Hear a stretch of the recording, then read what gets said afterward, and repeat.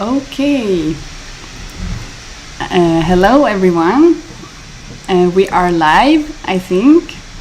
Um, a warm welcome to everyone and to Posithiva Gruppen's very first online lunch seminar. You are about 40 people who have signed up for the seminar, and I hope most of you have found your way in here. It's great to see such a big interest and turnout for today's topic. My name is Anne, and I'm a project coordinator at Posithiva Gruppen. I thought I'd start by telling a bit about Posithiva Gruppen for those who do not know us. Posithiva Gruppen is Sweden's biggest patient organization for people living with HIV. In general, we work towards minimizing stigma and improve the quality of life for people living with HIV in Sweden. We do this through social support, knowledge-based activities, awareness activities, and information work and lobbying. And although we are working towards improving conditions for all people living with HIV, we also do have some target-specific program areas. Those are directed towards men who have sex with men, women, young people, and trans people. In our program area directed to trans people specifically, we are working partly with trans people living with HIV, and then we are also aiming efforts towards testing, counseling, and treatment providers. And then we are offering a 2-hour training, for example, about how to treat, in the context of bemötande in Swedish, trans people who are seeking HIV testing, counseling, or treatment settings. Our training can be booked by organizations and healthcare providers. It's 2 hours long and it's free, so just contact Posithiva Gruppen if you're interested in that. Now to the event that you're all here for. We have decided to invite Max Appenroth to hold a lecture for an audience in Sweden when we heard them in various settings during the AIDS 2020 conference that was organized this summer. Max is a trans activist and public health professional based in Berlin, currently doing their PhD there. And Max also coordinates the working group Trans Men and HIV for the organization GATE. Today, Max will talk about access barriers regarding the sexual health of trans people, and specifically access barriers regarding access to HIV prevention and care. Max is going to talk for about 45 minutes, and then we will have a Q&A session. The Q&A session will last about half an hour.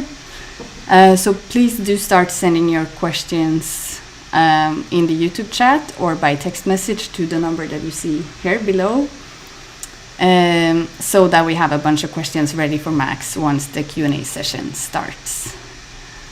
That's all from me for now. So I think I will hand over to Max. Max, can you hear us? Yes, I can hear you. Can you hear me as well? Yes, perfect. Perfect. Yeah, thank you so much for the invitation, first of all, and also for the introduction. As you've all have heard, I'm currently doing my PhD at the Institute of Public Health at the Charité University Medicine here in Berlin. And I'm researching the access to healthcare for trans people with a specific focus on sexual health. And yeah, the work that I'm doing with GATE is something that I'm also very proud of, because the working group that I am coordinating is a group of 23 trans activists from 18 countries across all continents. And we're working together to increase the visibility of trans masculine and non-binary people in the global HIV response, because we have so far been left outside and we're not included in research, but I'm going to tell you a little bit more about that during my presentation. I myself identify as trans. I use they, them pronouns. I'm HIV negative and a PrEP user, just also for context from the position that I'm speaking. And I am, wait a second. So, because I've used the word trans a few times and it's also in the title, just for you to know who am I addressing when I talk about trans people. I use trans as an umbrella term for people who do not identify with their gender assigned at birth. In my case, for example, I was female assigned at birth and at some point noticed that there has been made a slight mistake, and I've somewhat corrected it throughout the past years. And this word like trans can be used for trans men, trans women, genderqueer people, trans non-binary people, and so on. Many of you might know the word transsexual, which is per se not a wrong term, but it's been criticized from the trans community in the recent years because it originates from a time from the 50s when it was created by medical professionals to distinguish between the sick people, like the trans people, and the healthy people, the non-trans people. And it has some sort of pathologizing, like an ill-making effect to some people. And also with the ending sexual, often people confuse it to have something to do with the sexuality, but like trans, like being trans has something to do with the feeling towards myself, my identity. Sexuality is the feeling towards other people. So there's a slight difference, and this is why I don't use this term. On the other hand, if I talk about cis people or cisgender people, those are people who do identify with their gender assigned at birth. That means if they're assigned male at birth, they feel like a man, they feel like a boy, they feel, and they do not question their own gender identity. However, they can question or criticize gender stereotypes and gender norms, but for themselves, like the gender assigned at birth with their lived identity is in line. And something that you will also hear throughout this presentation is that cis people, it is really, really important to have you as allies to our community, because in so many settings, specifically in medical settings, there's often gatekeeping happening, and a lot of cis people sit in the position to actually take decisions over the course of our transition-related care or medical care and so on, and we need your help. And generally, like, why is it now, why do we do this session today? Why is it important to talk about trans issues in HIV research and prevention? In 2014, the WHO, the World Health Organization, has declared trans people as a high-risk population in regard to HIV. That is based on elevated numbers of HIV infections. And the biggest survey that has been done amongst the trans community is coming from the US, like the 2015 US Trans Survey, that included almost 28,000 participants across the United States. And that survey has shown that trans people are 5 times more likely to be HIV compared to the cisgender mainstream population. And even more, or like crucial to mention, is in terms of like intersectionality, like that, for example, Black trans women are at most risk. And it's like, every time I talk about this number, I get like just like, for me, it's really hard to talk about it because it's almost every 5th Black trans woman in the United States is living with HIV. And those are numbers that is just like, it's too much. It's way too much. And that like something really needs to change. And another aspect or other aspects why we need to talk about our target trans-specific or gender diverse specific issues in HIV research and prevention is that trans people are often affected by low socioeconomic status, experiences of discrimination in education, work, housing, and healthcare. And why is that important? Because, for example, in some parts of the world, medical care is dependent on your income or how much money you have. Even in Germany, we have like a health insurance for everyone, but still there is a small co-payment to medication, to physiotherapy, whatever it is. And some people just cannot afford this small co-payment, even if it's very minimal. Like if it's €5 a month, for example, for your hormones, that might not be much for many people, but that might be, like food for 2 or 3 days. So one reason why I often refer to US data is the problem that there is very little data in Europe, like European countries, like on individual countries, but also on a European level. There's a huge lack of data about gender diverse people, and the survey here that I'm quoting is Being Trans in the European Union from 2011. So it's almost 10 years old. And that survey has also shown that trans people, and like more than 1 in 5 trans people actually experience discrimination by a healthcare provider when seeking healthcare. And the highest rates were found in Lithuania, Cyprus, France, Germany, and the UK. And also the US trans survey, it's actually every third trans person that has experienced discrimination in healthcare settings.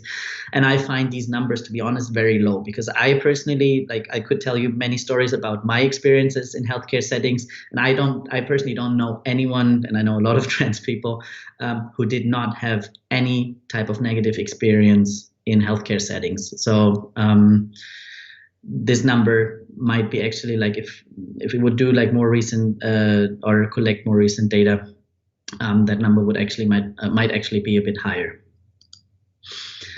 And other problems is like the transphobia that we experience, and the transphobia that really affects our life course. And I always say that, you know, like a lot of trans people, they live with mental health related problems like depression, anxiety, and so on.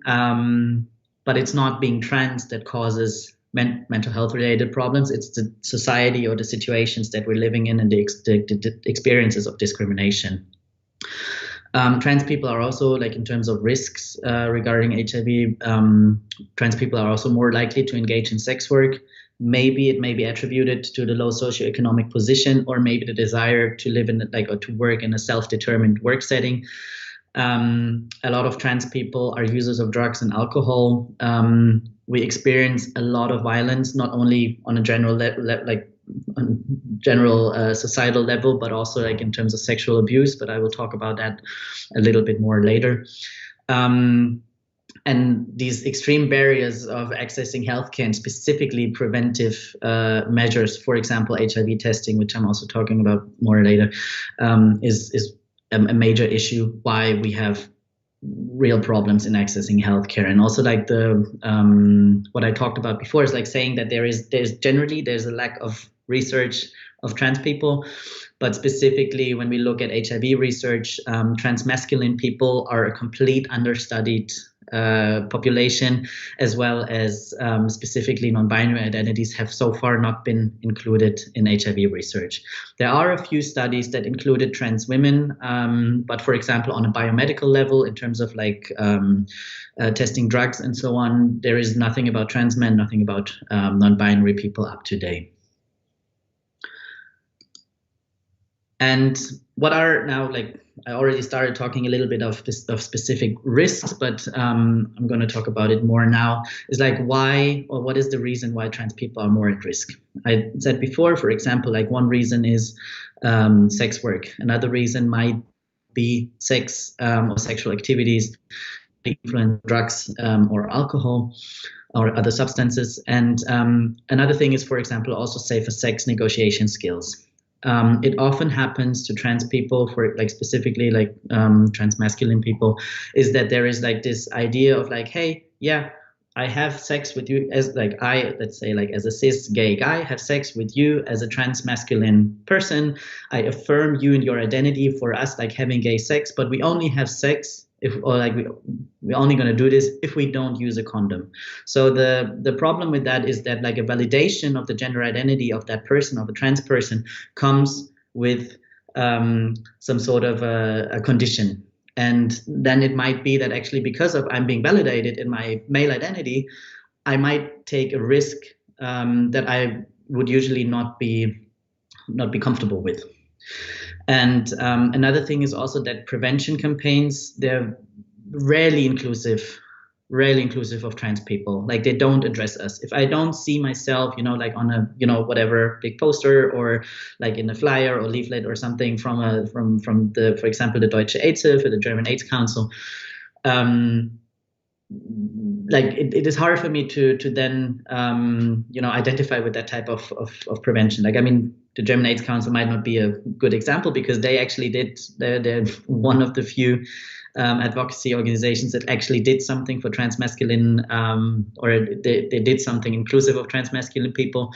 But let's speak of other organizations that there is a huge lack of inclusion of trans people in general, but specific, again, transmasculine and non-binary people.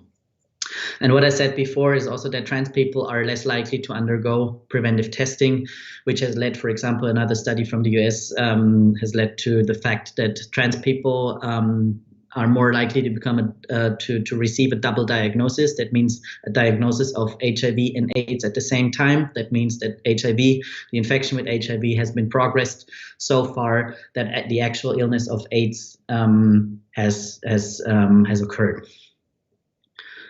And if we now look at specific risks of trans female, or like trans female identified people or trans women, again, what I said, that there is a disproportionate prevalence of HIV and AIDS related mortality and uncontrolled viral load in trans women, because of the fact that they don't go and get tested. And this is a huge problem. To then also, if like an HIV infection is progressed that far, that like the viral load is, and then, as I said, uncontrolled, it is hard to then also treat these people. Generally, trans women are less likely to receive antiretroviral treatment, because there's also, like, within the community, there's a huge problem with like information within the community, that a lot of trans women actually think that the ART might interfere with their hormone treatment, or doctors even don't know and say like, okay, we cannot give you the hormone treatment, but we give you your HIV medication. And a lot of trans women actually decide that no, I much rather take my hormones than the HIV medication, because the hormones are more important for me. And that is something where there has to be, like, we need to do more research on drug-drug interaction between HIV medication and hormones. That's one thing. But at the same time, from what we know so far, it is relatively safe to give both medications at the same time. And this information also needs to go out to the community, that people know that they can take both, and that doctors also don't make it a condition, like you only get hormones if you take your HIV medication, or the other way around. So this is something that also to providers, the way you communicate about how administering drugs or prescribing drugs need to be very clear. And on like a specific level for trans men, or let's say like female assigned at birth trans people who did not undergo genital gender affirming surgery, the use of testosterone in female assigned at birth, that is the AFAB, just for you to know what this acronym means here, assigned female at birth. The use of testosterone may cause a change of genital or vaginal tissue. The tissue becomes thinner, and also what happens through taking testosterone is that there might be a chance for genital atrophy. That means like you don't get wet when you're having sex. And because of that, it may cause, if you have penetrative sex, it may cause like small fissures or like small damages in the tissue that might be like, or it might increase the risk for getting an infection with an STI or HIV. And the combination of both, the tissue getting thinner and the tissue not getting wet, is like a double, let's say like a double problem that can occur in trans masculine people. And also the fact is that assigned female at birth people show different or display different kinds of frequencies and symptoms with certain STIs, that like also symptoms may have more severe consequences or more severe symptoms in terms of like displaying pain and discharge and so on. That can also increase like discharge, like having some yucky, icky stuff coming out of your vagina that you might not feel comfortable with in the first place, might also increase body dysphoria in trans people. So this is also something that needs to be taken into consideration when talking about like talking with patients or talking with people about testing and treating them for their symptoms. There might be you need a little bit more sensitivity in approaching these type of treatments. And also the problem with the change of tissue is that we don't really know exactly how PrEP in trans people who use testosterone works. Like if it is believed that it works, but the problem is that there is no research. Like you cannot compare us like in the way or you can't compare our bodies, like female assigned at birth bodies with testosterone intake with cisgender women. There is research of PrEP in cisgender women, and this has shown that the shield of PrEP builds up differently in vaginal tissue compared to anal tissue. But at the same time, we've just heard that there have been tissue changes in trans people who use testosterone in the vagina, or also frontal, which is another word that can be used. So it is actually unclear. Like my doctor told me he believes that it works and it should be safe and it should be fine, but he can't guarantee it. So this is something, if you're a prescriber of PrEP, please, this needs to be something that you need to be aware of. And I will talk about the intake of PrEP for trans people in a second, because there's one thing that I also want to mention is the problem of that transmasculine people have also like elevated barriers of actually getting a prescription for PrEP. Because a recent study, again from the US, because there's nothing in Europe, and I'm sorry about that, a recent study has found that almost a quarter of the participants of a study fulfilled the CDC criteria for PrEP eligibility. That means either they were sex workers, they had unprotected sex with a gay guy, or so on. There's like different criteria to fulfill. And out of these, the majority saw a healthcare provider in the year prior to the study. And again, only a fraction of them, a part of them have been tested for HIV. You can see that like not all of them who were actually eligible for it, it was only almost 65%, only got an HIV test. So what happened to the other 35%? And again, of those who have been tested, only a third received information about PrEP. And if we go down to the bottom, only almost 11% of the ones who fulfilled the criteria for PrEP were actually ending up taking PrEP. And this, you can see how the cascade is going down and where it stops, that there's like so many steps and barriers for us to actually get a prescription in the first place and then ending up taking PrEP. And the problem, again, for like in terms of the access barriers with PrEP is what I said before, the broad exclusion from trials. There's not many trials that include trans women, and the ones that do, they lump up trans women among cisgender gay men. And from an identity perspective, this doesn't work. You cannot do a study among like gay men and then just like throw trans women in there because you think that fits, and exclude at the same time transmasculine people who identify as men who have sex with men. The absence about data about our HIV risk and vulnerabilities is something like, it is really unclear like what criteria should be used to assess PrEP indication for my community. Like this is something that researchers or providers also say like, yeah, we don't have data, so what should we do? And I'm like, yeah, it's not up to me, but it's like to do nothing is not the right path. And a problem is also like in most countries where you can access PrEP, it comes with the fact that you have to go back for testing every 3 months. This is on the one hand, the costs that are potentially related with testing, which is not free everywhere, and the medication or the copay for the medication is something that is another barrier for my community. Because as I said before, the problem is that a lot of trans people live actually in poverty or close to the poverty line. And this is just simply financially not available. And at the same time, also, and this is a quote from a study, is like, if I can't talk to my medical health provider about, if I can't talk about my general medical health needs to my doctor, like how am I talking about my sex life with them?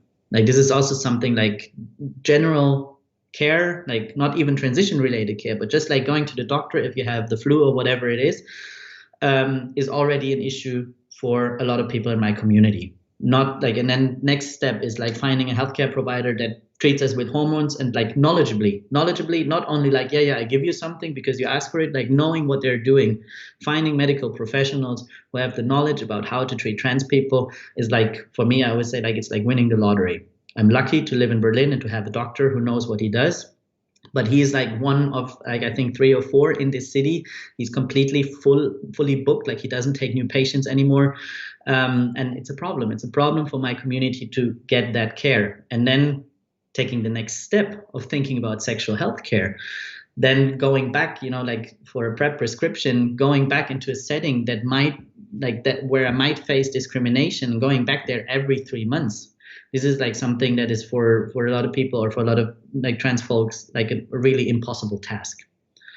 And just to also, again, like to keep these, like on a social level, not only the financial thing, but also on a social level, how we can access HIV prevention and care is definitely an issue.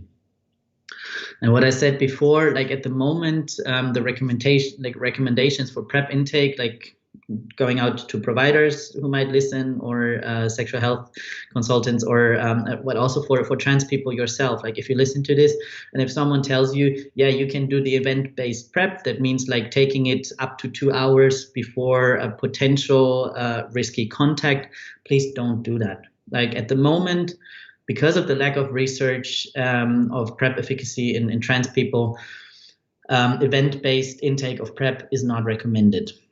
We don't know about drug-drug interaction with hormones. We don't know about exactly how the shield builds up, for example, in frontal tissue. And we also don't know what happens to trans people who actually have undergone genital affirming surgery, like with the neophallus or neovagina. We don't know because there is no research. And what is still recommended, this is like the little graphic that is showing here, is from the Swiss AIDS Council, which I really like. I like the little bubbles with the blue pills.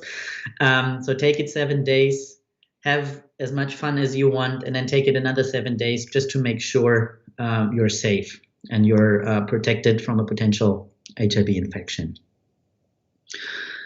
That was mostly now around like medical healthcare systems and medical recommendations of like what has the research shown up to date. I'm just quickly checking how I am with time, but I think I'm still okay. Another thing is I want to like tell you a little bit about my experiences of as a trans masculine person in let's say like cis gay men spaces. Like I'm going to show you a few, like just as a little trigger warning, a little like some messages that I received on Grindr and Scruff and whatever other apps there are that I'm using, of like really aggressive, non-inclusive, and also some type of, let's say, like abusive language that a lot of my community actually experiences in these spaces. And the experiences that I make online are also similar to some experiences that I made in real life, but like obviously the barriers online are a little lower. And here are some experiences. So this is on the left side is like my personal experience, where someone, like I asked him, do you fuck with or without a condom? And then there was the answer, usually with, but it's a different situation if you catch my drift. What do you mean by that? And I suppose I need to be frank. I don't feel I need a condom with you necessarily, but with gay men I do. I'm like, okay, wow. This person kind of like took away like that I could be a gay man in the first place, and like thinking, and also like the stigma, like I would say like internalized stigma that comes with it, that like all gay men like possess a potential threat to or like the stigma that lays within that all gay men like are a potential threat for HIV infection. And also like these two other experiences are from a friend of mine, my friend Keenan, who's also like one I mentioned at this point, who helped in parts with the presentation.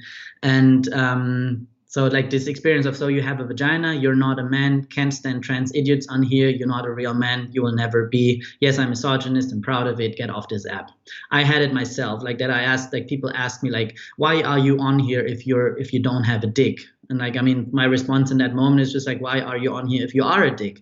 But like, it's like this situation that you try to somewhat combat with humor, or like I have a folder on my phone with like by now over 100 of screenshots with messages like these. It comes like on a regular basis. And also like people are just like, oh, can I see your vagina? Show me your vagina. I'm like, why would I do that? You know, like we haven't talked, we haven't chatted. There's nothing that goes into the direction that we would meet.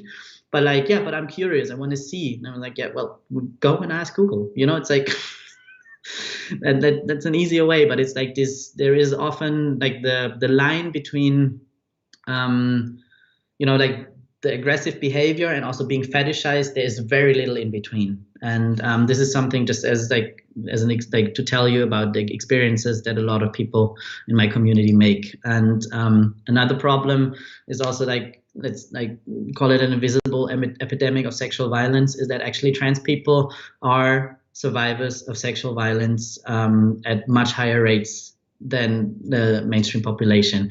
Because also, again, the 2015 US Trans Survey, again, this was like 28,000 participants. More than half of the non-binary participants, about half of the trans-masculine participants, and 37% of trans-feminine participants of the survey have experienced or survived sexual violence. And this is also something that is really, really, like, again, numbers that I get goosebumps on, like on my skin, because it's terrible. It's really something that affects my community. It affects the way how we have sex, with whom we have sex, how we deal, how we talk about sex, how we learn also like to protect ourselves.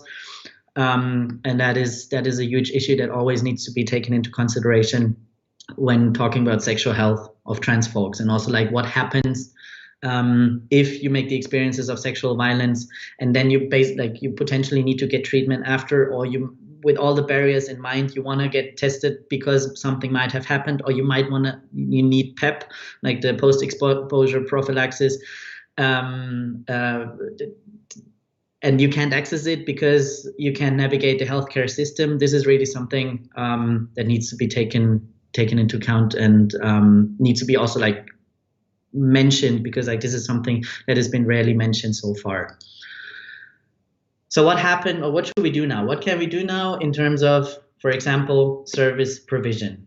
One big problem in terms of accessing sexual health care is stereotypical assumptions by healthcare providers, that people think, or like people have these stereotypical ideas of how and with whom we're having sex.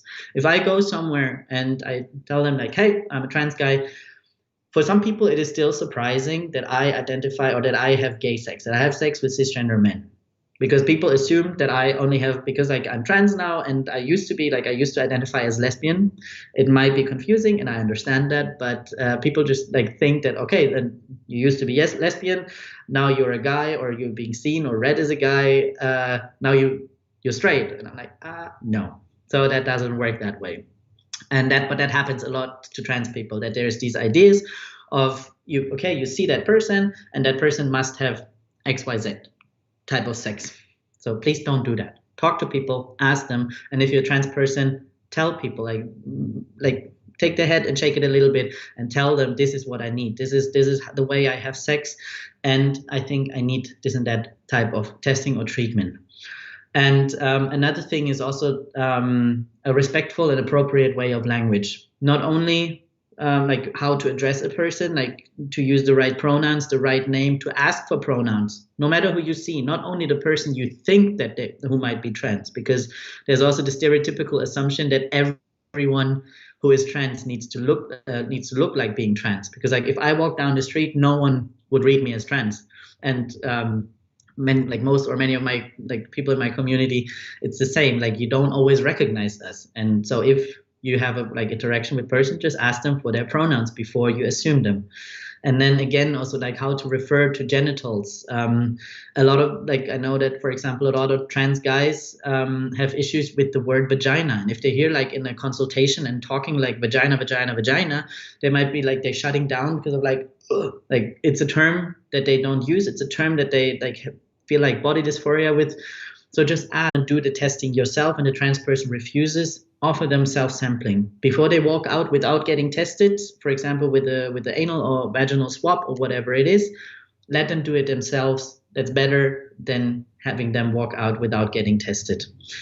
And again, also with the treatment offerings that you do, they need to be based on the current physical needs, the current sexual activities, and like not as like not like regarding the potential current legal gender, if that hasn't been changed, or if the person maybe not desire a change of that, just to then really treat people individually. That definitely goes a long way.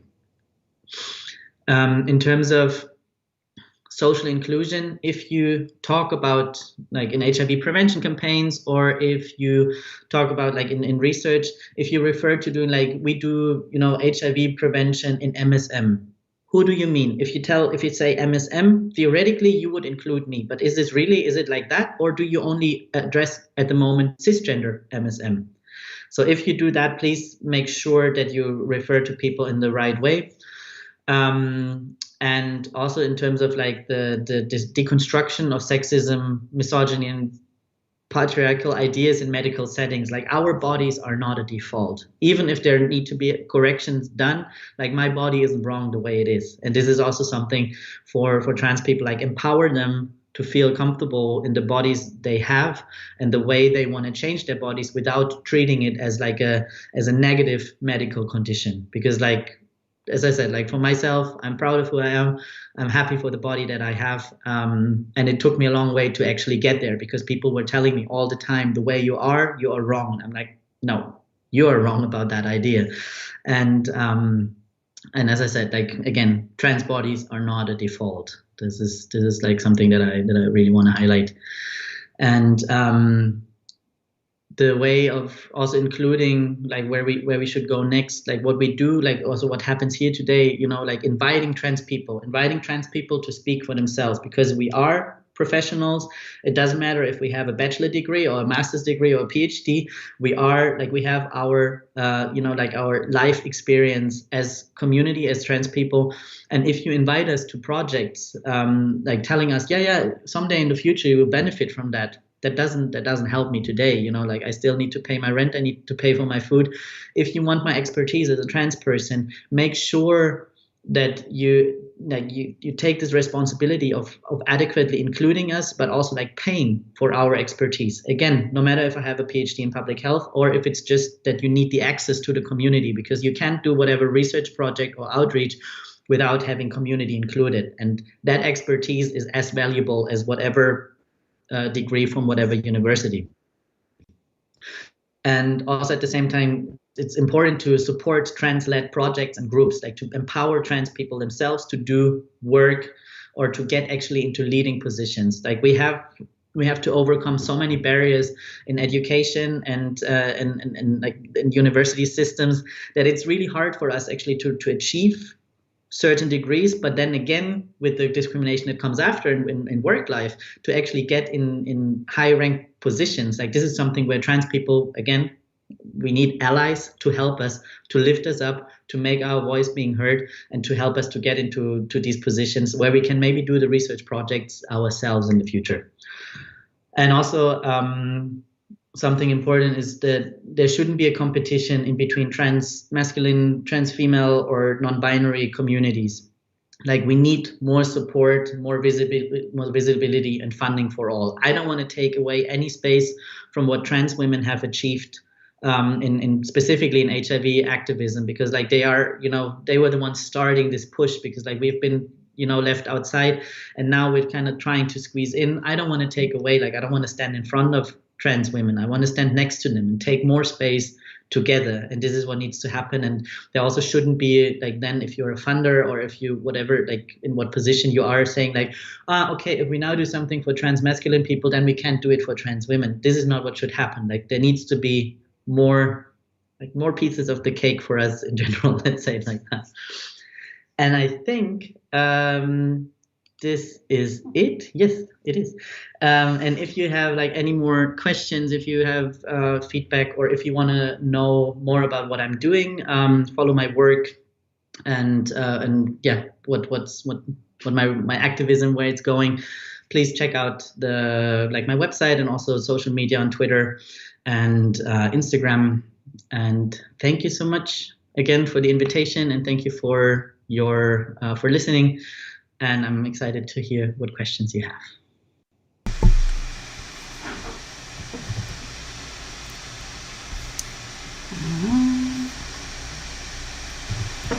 Perfect. Thank you so much, Max, for this wonderful presentation. I heard you talk about some of the different topics also on the AIDS conference, but there were also new parts and very knowledgeable lecture as always. We do have some questions that have come in, but to those of you who are watching, please send your questions now, and we would like to inform that there's also a slight lag between the real-time live stream and the broadcast, so please make sure to send your questions now so we don't miss them. We have one question here. I'll just read it out loud. Take your standard STD clinic. What concrete change or changes would you prioritize to offer trans people better care? And then in brackets, offer them PrEP, STI sampling, etc. And how do we reach these people? Thanks for that question. I mean, that's a really, really good question. And I think some of the things I've already addressed is like talk to local organizations, like reach out, like start to make collaborations with local trans people or local trans organizations to actually get into the communities and get the word out there that you exist and that trans people can come to you and that trans people are actually welcome in your space.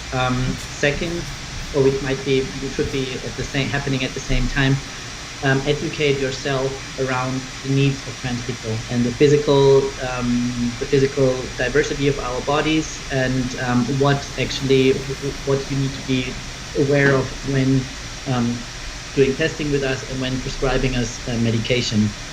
This is also something that, as I said, to find a competent, knowledgeable healthcare provider is something that it's not included in like the trans or like bodily diversity, gender diversity is not included in the education of medical professionals. If sometimes there's a little unit or module where you can learn about that, but then you're already lucky if you're in a university that offers that. And then like on a third level is also like make sure that that the place where people are coming to, that the space is inclusive, that the way you talk to people, the way you address people, the intake forms, the bathroom situation. Like in most clinics, there's female and male restrooms, which I'm like, okay, it's basically just a toilet behind one door. Why does it have to have a like a person with a skirt or a person without a skirt on the door? Like why does it need to happen? Make sure that your space is inclusive. And maybe also like offer specific, like hours where trans people can come in, like, a specific hour only for trans patients, to make sure that maybe also, because you never know how other patients might react towards gender diverse people coming in, to offer some sort of like a safe space. Those are just a few ideas that pop up right now. And I hope that this has answered your question or gives you an idea of what can be done. But again, like reaching out to community, educate yourself, and make your space on a social level and also physical level inclusive of trans people. Perfect. Thank you very much. I see that we're also getting some comments that are not questions. I guess you can't see them, but people seem to be happy about your lecture. You have some thank you very much, Max, a great lecture, thanks. And also not a question, just wanted to say thank you for exemplary language related to trans identities and bodies. Please continue to send your questions. I have some questions while we wait. I was thinking about what you talked about concerning data collection and participation in research. That's also a question that we at Posithiva Gruppen were trying to bring attention to the fact that Sweden, for example, is not registering HIV cases among trans people, which is also making it hard to work specifically towards that target group. Mm-hmm. In your view, what would be like the appropriate manner in which to monitor or register or collect data about trans people and HIV? So I mean, the question, or like, it always depends on like what context you work in. It's like if we talk about the European context, I would say like we have a similar understanding of what gender diversity means. But if we go to other, like regions where there's, for example, indigenous communities, or like trans communities that have been existing there for hundreds of years. I mean, like also here we have been around for a long time, but like there are other, cultural and geographical contexts where trans people are deeply rooted and have been more or less like extinguished through, colonization. But like focusing on our context and the way we try to understand gender diversity here, is, I think, like a good approach is to really include the questions of gender identity and the gender of like either what is your gender assigned at birth, which might, like some trans people might struggle with to check the box female or male, or maybe like now we have, for example, in Germany we have the like option of intersex.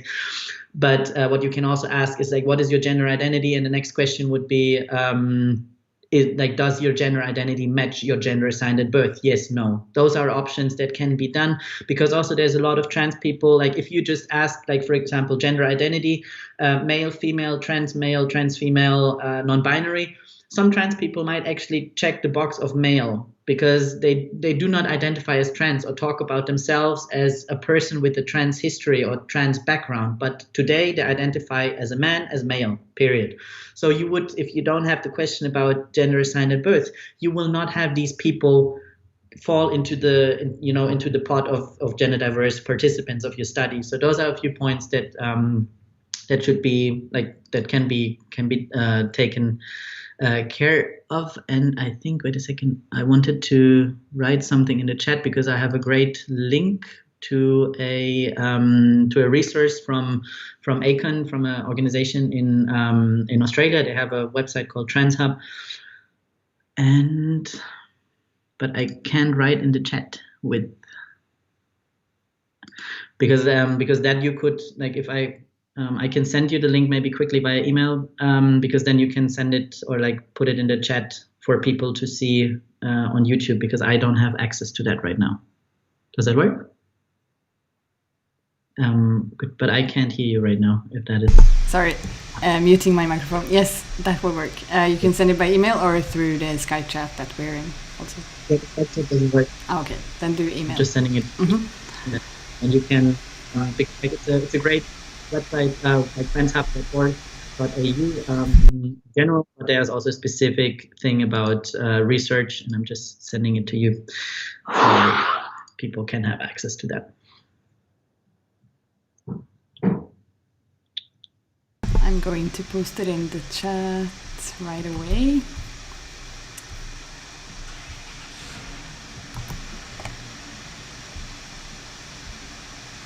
Yeah, I think that's out in the live chat now. I think I also saw another question. Here, thanks for the response. Do you have any idea of the demand regarding PrEP in Stockholm or Sweden in large for trans people? I'm not sure if that's a question for you.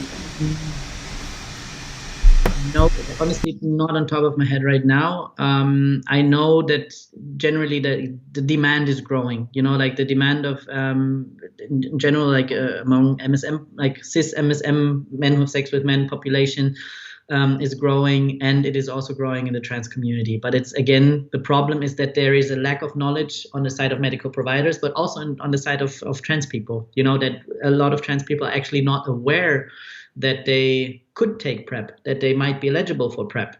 And it's also sometimes the question where people try to get around, for example, who pays for it? Like if the medical healthcare system is paying for it, but it's only paying for people who are male assigned at birth. Sometimes there need to be loopholes found to actually include people who are female assigned at birth or may not have changed their identity documents yet, that also medical like health insurance is going to pay or cover for the expenses for PrEP.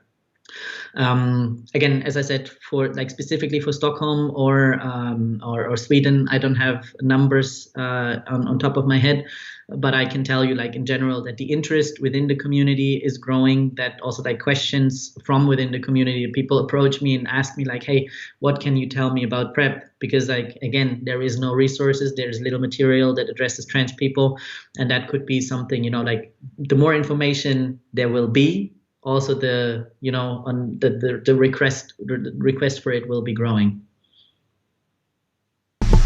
Thank you very much. I was thinking also about like the demand, but also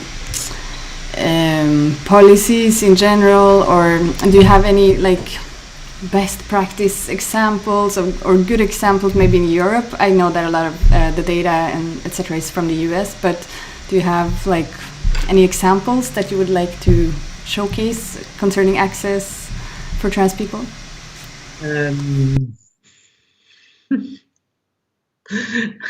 It's a bit hard to like in terms of there's not much for me personally to showcase in terms of accessing PrEP. I know that there is certain like healthcare centers again in the US that are like specifically like addressing the needs of trans communities. Some of the like the German AIDS Council, some of them do have specific testing hours only for trans people or for sex workers, which I said before, which is often goes in line, and not only trans women who engage in sex work, also a lot of trans masculine people do. And this is also something that a lot of providers or testing centers don't even think about, that also trans masculine or non-binary people could engage in sex work, because it's this stereotypical assumption that only female bodies can be bought. So this is also something to highlight and actually to mention.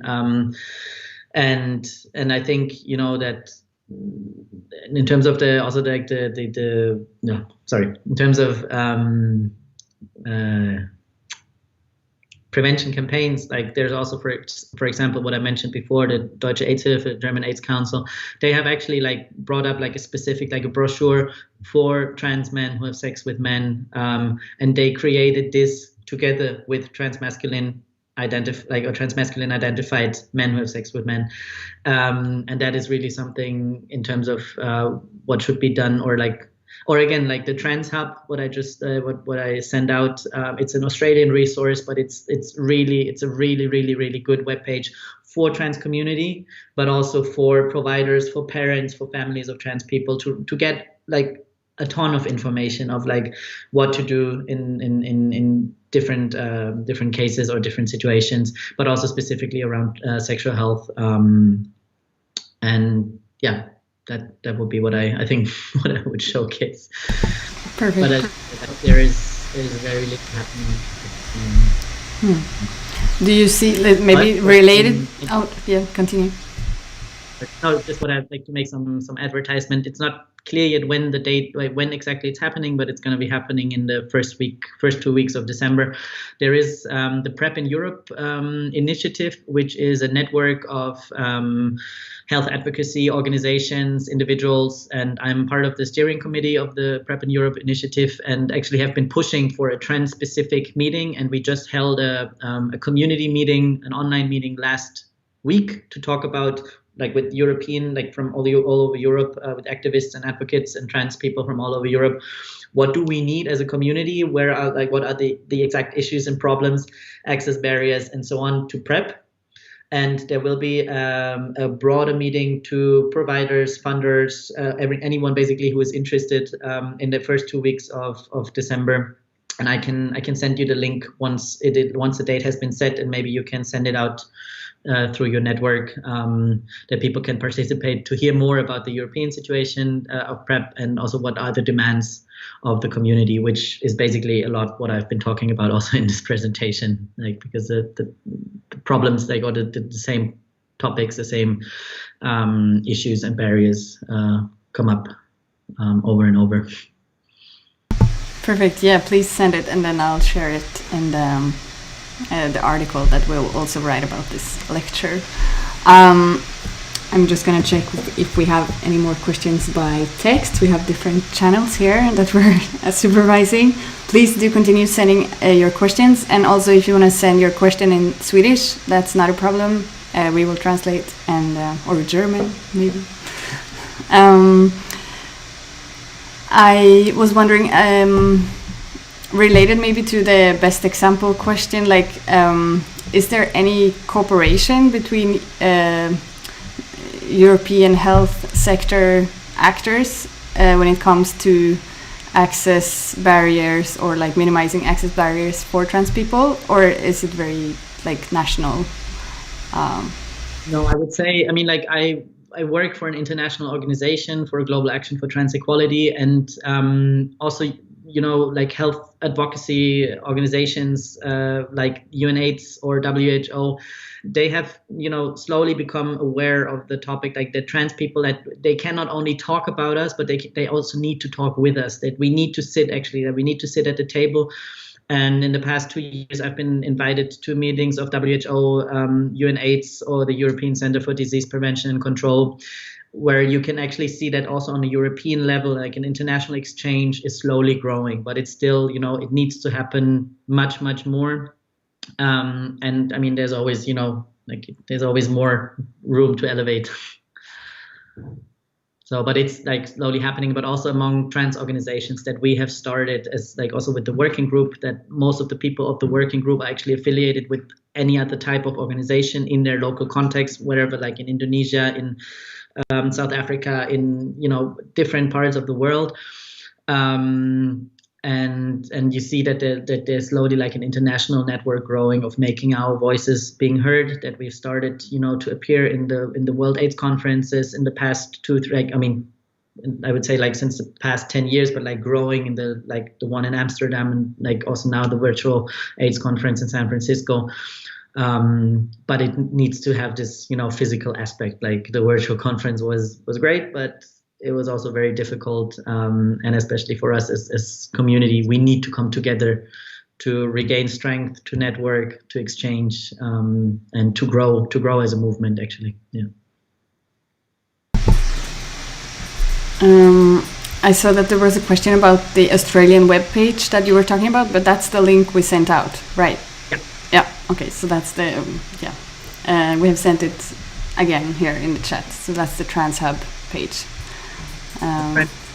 Org.au is the link. Perfect. I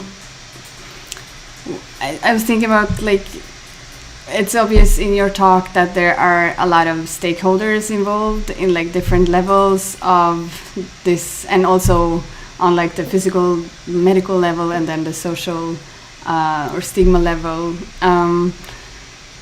What do you think we could do, like, on those different levels, as individuals, as civil society organizations, as healthcare providers and authorities, respectively? Like, do you have any? What should we do to strengthen the access to prevention and care for trans people? I mean, sorry for repeating myself over and over again, but it's like, again, the exchange with community, the exchange with local organizations, or local, like even if it's just local individuals, if there is not a trans organization in your town or in your city. But that is something that really needs to happen, that trans people can really express their personal needs and being included in the talks, and also like education, like to educate yourself and to educate your team, and to also like to work against the stigma against trans people, because like this is still something that we experience on a daily life basis, that specifically in medical healthcare settings, you know, like as I said, if I walk down the street, I'm not being recognized as a trans person, because like that makes me fairly safe. But the moment I enter a medical system, and, you know, like my trans history is like written on my body with like scars, or with like, you know, the medication that I take. If I talk to people, go to a doctor and they do the regular intake and ask me like, so do you take any medication on a regular basis? And I tell them, yes, this is what I take. Oh, why? Yeah, this is why. And then often, you know, the problem that comes is that there's the personal curiosity all of a sudden takes over the professionality, that I sit in front of people who think that they have never met a trans person. Again, you may have met trans people, but you don't know, because like it's not written on our foreheads all the time. But then inappropriate questions are being asked, and boundaries are being crossed in a situation where I sit as a vulnerable patient in a situation where I need care from someone, and then I'm flooded with like personal curiosity, and I'm like, why is that happening? And also, if trans people are listening, you don't need to answer these questions. You don't have to do that. I did that in the beginning, and I felt like shit every time afterwards, until I realized I don't have to do that. And if you are a provider and if you have questions, it is also always good for context, whatever you ask, specifically in sexual health, to give a framework, to tell people, I'm going to ask you some questions because of XYZ. To really like also to help me understand, like, I'm not a medical professional, but often, even though if I didn't study medicine, I have more knowledge about my body and what happens inside my body than most doctors do. So I'm pushed into this professional role that I also sometimes have to tell people how to treat me because they don't know, which is for me, like I become my own doctor without having studied medicine. And this is just something that happens all the time. So educate yourself and give people the context. If you like what you do, tell people why you would need to, touch them, or why you need to ask questions to really understand, because we are often being like, our experiences and who we are is often, like abused of like, oh yeah, finally I have someone, and it should be okay that you tell me, but it's not okay. Like, be a professional and just ask what you need to ask, and whatever else you want to ask, go on the internet, find yourself like some information, but don't push us into a situation where when we're seeking help, are actually being, put in a position of being the expert. That doesn't work. I don't know, that was a bit out of the context, but... No, but I think it's a very important message. There's another question who came in here. Let me just have a look. Okay, so has there been much resistance amongst authorities in Germany when it comes to recognize trans as a key population in HIV work? As Anna mentioned, in Sweden, they are not very keen on including trans folks in statistics in Sweden. Do you have any good advice to give? In terms of resistance, I mean, like, a resistance is already of not including us or including appropriate questions in whatever surveys they are. So yes, there is resistance. I mean, like, I can proudly say that I've been involved in starting a research project of the Robert Koch Institute, which is the Federal Health Research Institute in Germany, and the German AIDS Council, about the sexual health of trans people, like, which is like going to be a big project that has just been approved and started. But it's, like, the advocacy of trans people, again, of like pushing and pushing and pushing with the help of some cis allies in these institutions, which, again, we need your help. But yeah, it's like the resistance is there, because it's also the question of like, yeah, you're such a minority, like we can't take care of you, like, because you're not enough. And I'm like, it doesn't matter if we're like 1 or if we're 5 million. I have the right, and like it's my human right to should be able to have the same access to healthcare like everyone else. And even like, no matter how small a minority is, and again, we don't know how many trans people there are. The statistics at the moment say something in between like 0.5 to up to 2.1%, depending on which areas one looks at, like which studies one looks at.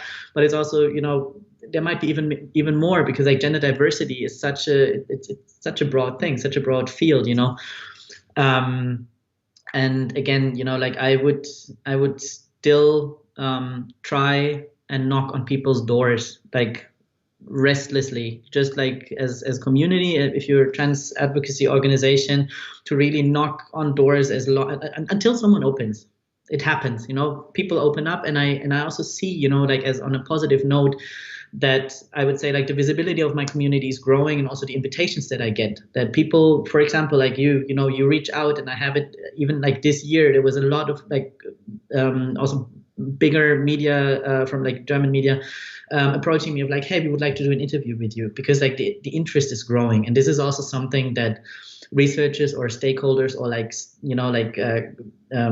institutions, country institutions, will recognize that you cannot talk us away. It's like, we exist, and we've existed all this time, and our voice is growing, is getting louder. Our community is growing.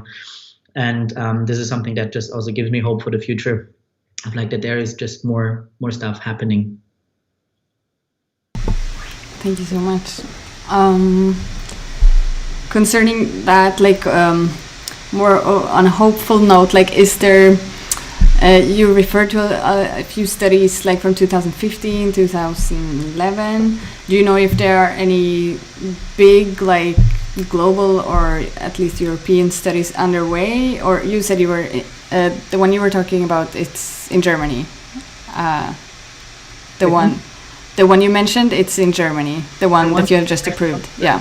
It is in Germany, but generally, like what I've been doing in this year is that I've conducted a literature review of looking into what literature does exist specifically around transmasculine and non-binary people, and you can really see, like I've looked at the past 10 years, and from like 2009 or 2010 to 2016, 17, it was like this much of the list, and now like the list is that long because like, specifically in the past 3 years, I would say a lot of research has been done, like mostly on a behavioral level. Like there's very little biomedical studies.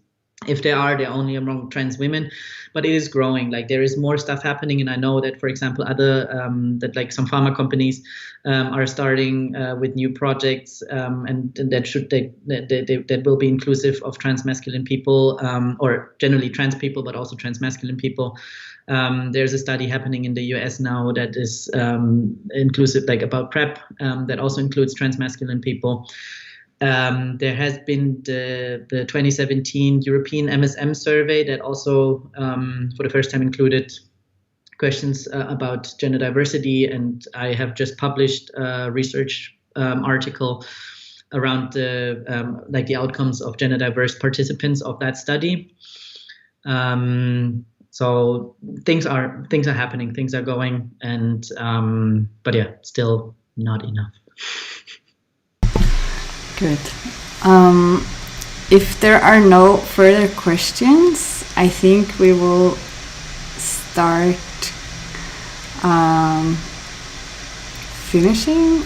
I will give you guys like a minute to ask your last questions, also considering that we have the slight lag.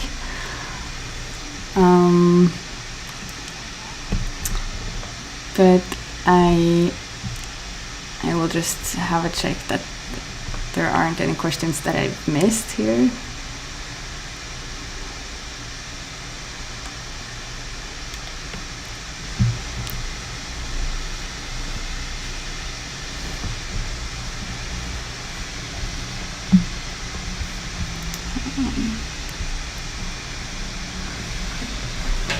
Because if there are no further questions, then I think I will just say a big thank you to Max Appenroth for coming, for having this very clear and knowledgeable lecture for us.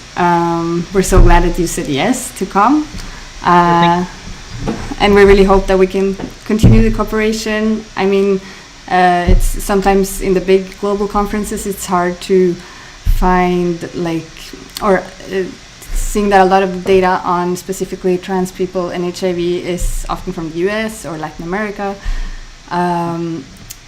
It's also interesting to have cooperation between countries that are more comparable in a way. I guess Sweden and Germany have many things in common. So I really hope that we can keep this cooperation. And again, thank you very much. And thank you to everyone who were watching from home. If you do have any questions about Posithiva Gruppen's program area about trans people, then please drop me an email. And if you have questions for Max, you already got their contact details.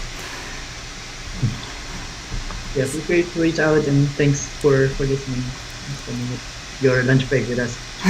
Thank you. Bye. Bye.